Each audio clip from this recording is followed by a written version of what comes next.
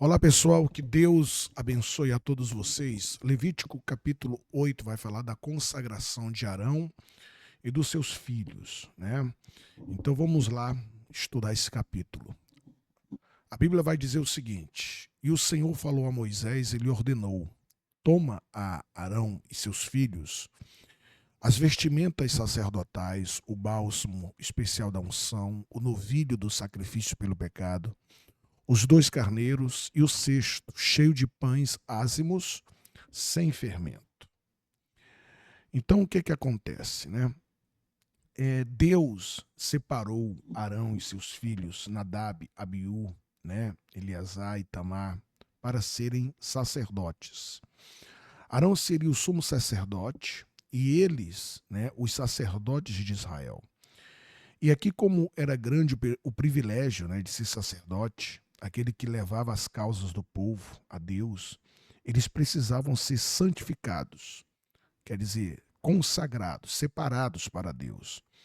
E aqui então nós veremos diversos aspectos dessa cerimônia, né? Toda cerimônia de consagração ela foi ordenada e estipulada pelo próprio Deus. Moisés não inventou nada.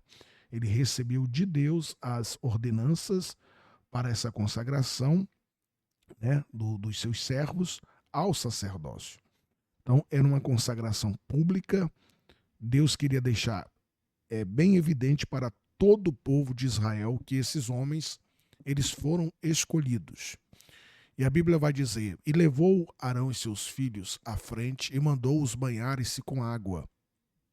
Pôs a túnica em Arão, colocou-lhe o cinto e o manto e pôs sobre ele o colete sacerdotal. Depois a ele prendeu o manto sacerdotal e em volta da cintura com a faixa de obra esmerada. Então, um banho, né, um ritual. Quer dizer, depois Moisés vai vestir Arão. E o que aconteceu também conosco, né, na nossa salvação. Primeiro nós fomos lavados, né? O sangue de Jesus nos lavou dos nossos pecados. Quer dizer, Arão foi vestido. A palavra de Deus diz que nós fomos também vestidos com o manto da justiça, vestidos com uma nova roupa. Quer dizer, foi tirado de nós o trapo velho, né, e colocado em nós uma roupa nova, assim como aconteceu com Arão, não é verdade? Moisés derramou o óleo da unção sobre a cabeça dele e nós também fomos ungidos com o Espírito Santo. Então, o que aconteceu com Arão, né, ele foi lavado, ele foi vestido, ele foi ungido.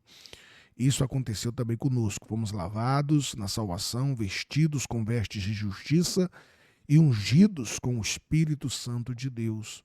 Então, esse paralelo com a nossa salvação é muito interessante. E todo esse ritual fez parte da consagração de Arão, né? Ele vai dizer no versículo 14 o seguinte: Depois mandou trazer o novilho do sacrifício pelo pecado. Arão e seus filhos colocaram as mãos sobre a cabeça do novilho. Então, Deus, ele estipulou, né, diversas ofertas para que eles fossem purificados do pecado, para que eles demonstrassem total consagração a Deus através do holocausto. Então, isso demonstra ou demonstrava para o povo que assistia toda aquela cerimônia que aqueles sacerdotes eram homens como eles. Eles também precisavam de sacrifícios pelos pecados. Então isso mostrava que esse sacerdote é falho, né? Ele também peca. Até que viesse o sumo sacerdote perfeito, que é Jesus Cristo, impecável, que não precisou oferecer sacrifício por si mesmo, mas ele mesmo foi a oferta em favor de todo o povo. E aí ele continua dizendo, né? Mandou então trazer o carneiro do holocausto. Arão e seus filhos puseram as mãos sobre a cabeça do carneiro. E Moisés o imolou e fez correr sangue sobre o altar em redor. Então o que acontece? O holocausto simbolizava uma consagração total do adorador a Deus, né?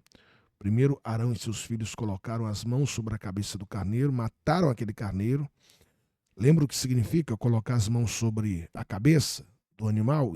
Identificação, transferência.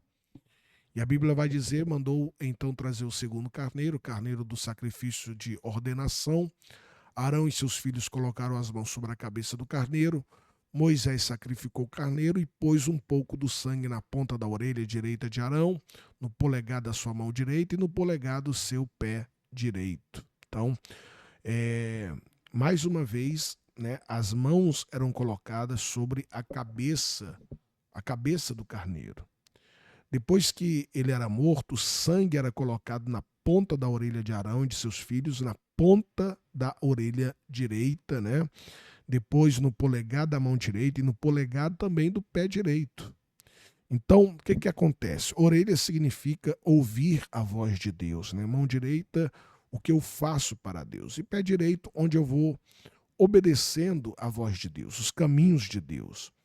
Depois pegava-se as partes dos animais, né, junto com uma oferta de alimentos, uma oferta de manjares, e eram colocados nas mãos de Arão e de seus filhos. Depois era queimado no altar. Então Moisés colocava parte dos animais junto com uma oferta de manjares na mão de Arão. Quer dizer, era oferecida como oferta de movimento. Arão movia aquela oferta diante do Senhor e depois queimava sobre o altar, significando a consagração deles a Deus. E para encerrar, assim como sobre seus filhos e as vestes deles, com isso consagrou Arão e suas roupas sacerdotais, assim como seus filhos e as vestes dele. Então, Moisés toma, né, do óleo da unção, do sangue que está sobre o altar e asperge sobre Arão e sobre suas vestes. Quer dizer, Moisés também, ele pegou esse óleo, né, óleo da unção, aquele óleo que foi feito especificamente para consagrar os utensílios do tabernáculo e tudo o que faria parte do tabernáculo. Então, nessa cerimônia de consagração, Arão e seus filhos foram aspergidos, né, com sangue, mostrando assim a importância dos pecados perdoados e principalmente da separação deles a Deus, simbolizadas pelo óleo da unção. Por que o óleo, hein? Onde ele tocava, ele separava aquilo para uso exclusivo de Deus. E como o óleo tocou em Arão e tocou nas vestes, agora eles eram sacerdotes de uso exclusivo de Deus. Tudo isso fazia parte da ordenação de Arão como sumo sacerdote e dos seus filhos como sacerdotes. E aí vai falar que durante 7 dias não deixareis a entrada da tenda do encontro até que se cumpra o tempo da vossa ordenação ao sacerdócio.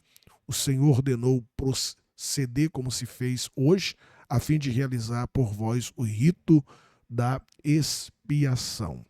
E durante 7 dias, dia e noite, permanecereis à entrada da tenda do encontro, observando o ritual do Senhor, para que não morrais, pois esta é a ordem que recebi.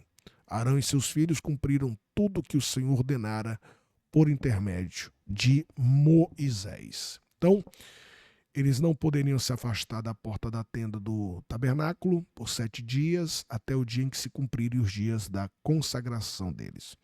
Porque Deus consagrara eles ia consagrar a vida deles durante aqueles 7 dias, né?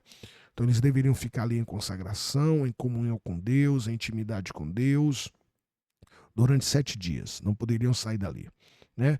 Então ser um sumo sacerdote, ser um sacerdote era algo de tamanha responsabilidade que qualquer tipo de desobediência poderia resultar na morte deles. Sabe o que isso significa e o que nos ensina? Que quanto mais for os privilégios, maiores as responsabilidades. Quanto maior a posição, maior a obediência devida a Deus.